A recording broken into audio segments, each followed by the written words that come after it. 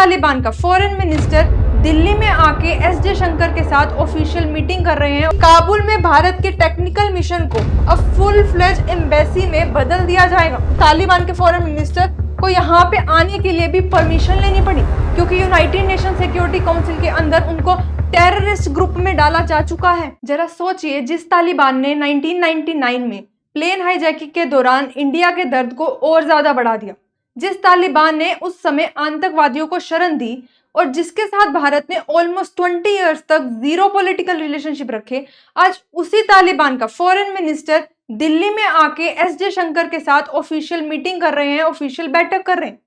क्या ऐसा हुआ जो इतना बड़ा चेंज आ गया और आज ये न्यूज में क्यों है, हम इसे डिस्कस करते हैं।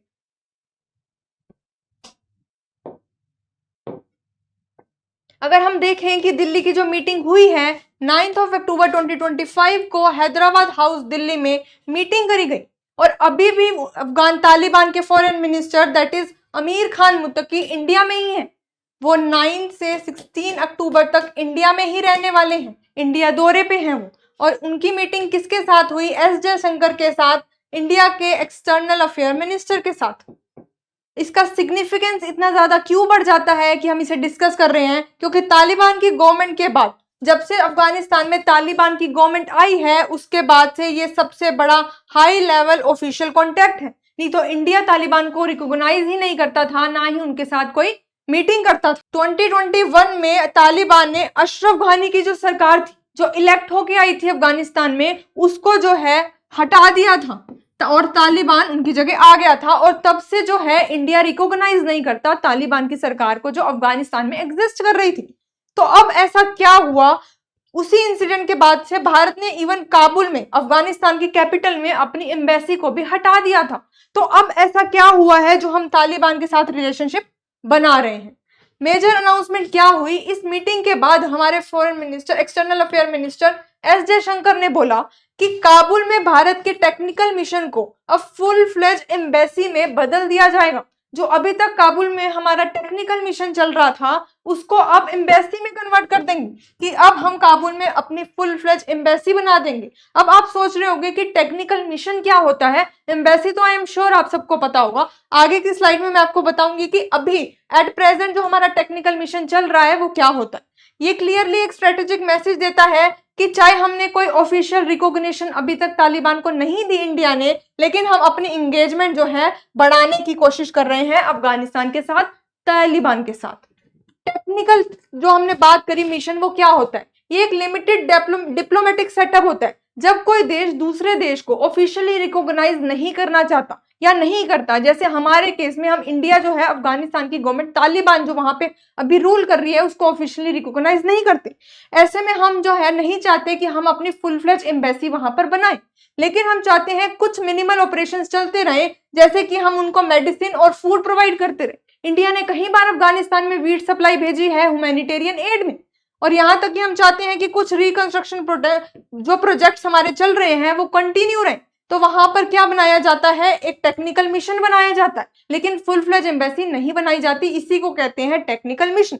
लेकिन अब की जो अनाउंसमेंट करी है एस जयशंकर ने, वो क्लियरली शो कर रही है कि अब हम चाहते हैं कि हमारी वहां पे फुल फ्लेज एम्बेसी बन जाए। और सिर्फ इंडिया ने ही स्टेटमेंट नहीं दी, तालिबान ने भी स्टेटमेंट दी।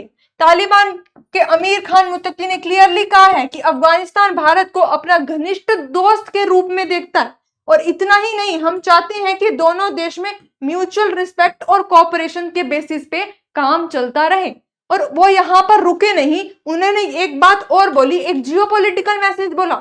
उन्होंने बोला अमेरिकन कब्जे के बाद, जब अमेरिका अफगानिस्तान में था, अमेरिकन आर्मी, उसके दौरान हमने कभी भी भारत के खिलाफ कुछ भी बयान नहीं दिया, और उन्होंने इनडायरेक्टली पाकिस्तान के ऊपर भी अटैक किया। उन्होंने बोला और हम अपनी जमीन का इस्तेमाल किसी के खिलाफ नहीं होने देंगे, हम अपनी जमीन को यूज नहीं होने देंगे किसी और कंट्री के द्वारा कि वो किसी और पे हमला करे। ये इनडायरेक्टली पाकिस्तान पे पिन पॉइंट किया जा रहा था। और स्पेशली इसका रीजन ये है क्योंकि इस टाइम पे तालिबान और पाकिस्तान के रिलेशनशिप बहुत स्ट्रेन चल रहे हैं, अच्छे नहीं चल रहे। आप सोच सकते हो इस सब सिचुएशन के बाद पाकिस्तान की हालत क्या हो रही होगी। तालिबान का एम है भारत के साथ बैलेंस टाई बनाना।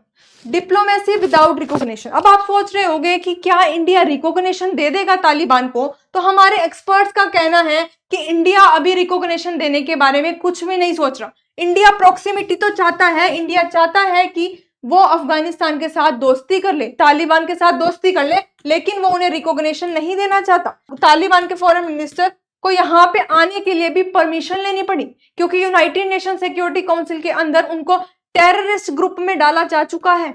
तो इसी वजह से जो है यूएन जो है तालिबान गवर्नमेंट को रिकॉग्नाइज नहीं करती। ये बहुत बड़ा रीजन है, क्योंकि यूएन रिकॉग्नाइज नहीं करती तो इंडिया भी नहीं चाहता कि वो उन्हें रिकॉग्नाइज करे।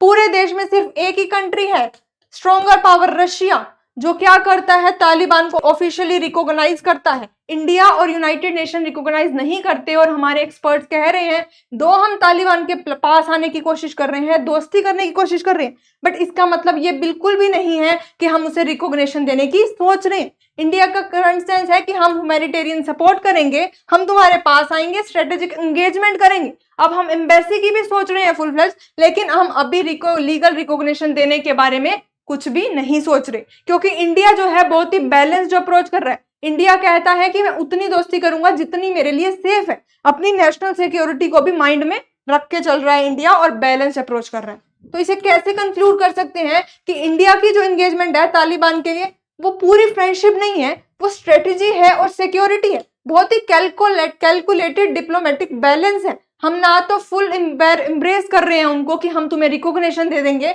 और ना ही हम आइसोलेशन में रह रहे हैं। हम एक तरीके से डिप्लोमेटिक बिरयानी बनाई जा रही है, बट इसका मतलब ये नहीं है हमने बिरयानी की पूरी थाली उन्हें परोस दी, हमने उनको हाफ प्लेट ही दी और हाफ अभी अपने पास रखी हुई। इसे आप ऐसे समझ सकते हो। हम ये नहीं कह रहे कि अगर हम दोस्ती कर रहे हैं तो तुम्हें रिकॉग्निशन भी दे देंगे। आगे क्या होता है डिपेंड करेगा कि तालिबान हमारे इस रिलेशनशिप को कैसे आगे लेके जाता है, कैसे लॉन्ग टर्म में रिएक्ट करता है, क्या वो स्टेबिलिटी बनाए रखता है, क्या हमारी सिक्योरिटी पे कोई रिस्क तो नहीं हो रहा, उस पर डिपेंड करेगा। ये एमसीक्यू है इस डिस्कशन से रिलेटेड, इसका आंसर आप मुझे कमेंट सेक्शन में देंगे। ये पूछ रहा है कौन सी कंट्री है ओनली मेजर पावर है जो फॉर्मली रिकॉग्नाइज करती है तालिबान को?